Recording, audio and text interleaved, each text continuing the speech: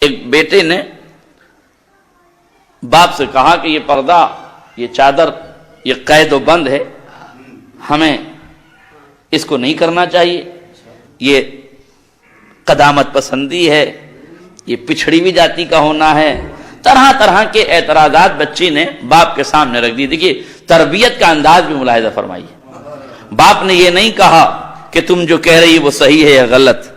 باپ نے کہا ذرا اپنی کتابیں لے کر آنا۔ اسکول کی کتابیں لائی گئی۔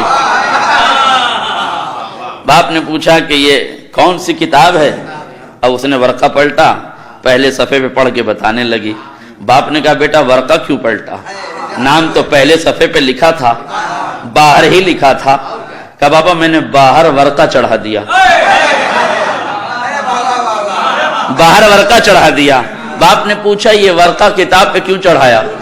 کہا یہ گرد و غبار سے محفوظ رہ جائے گا۔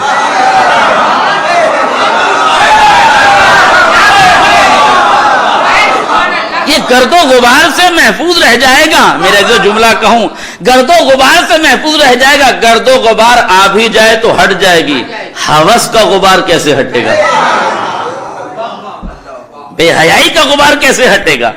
اس کا مطلب یہ کہ اگر ایک کتاب کو گرد و غبار سے پاک رکھنا ہے تو اسے حجاب میں رکھنا ہوگا، اسے پردے میں رکھنا ہوگا، اسے ورق چڑھا کے رکھنا ہوگا۔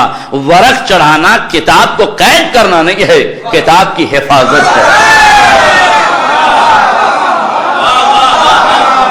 کتاب کا تحفظ ہے، کتاب کا تحفظ ہے۔ مزید مثال دی، دو ٹافی لے کر آئے۔ ایک کھلی ہوئی ٹافی تھی، ایک ریپر میں پیک تھی۔ کہا کون سی کھانا پسند کرو گی؟ کہا یہ ریپر والی۔ کہا یہ کھلی ہوئی کیوں نہیں؟ کہا اس پہ جراثیم بیٹھ جاتے ہیں۔ اس کا مطلب یہ ہے کہ جس شے پہ جراثیم بیٹھ جائیں وہ کھانے کے لائق نہیں۔ کاش میرا جملہ واضح ہو جاتا۔ جس پر جراثیم بیٹھ جائیں، کیوں؟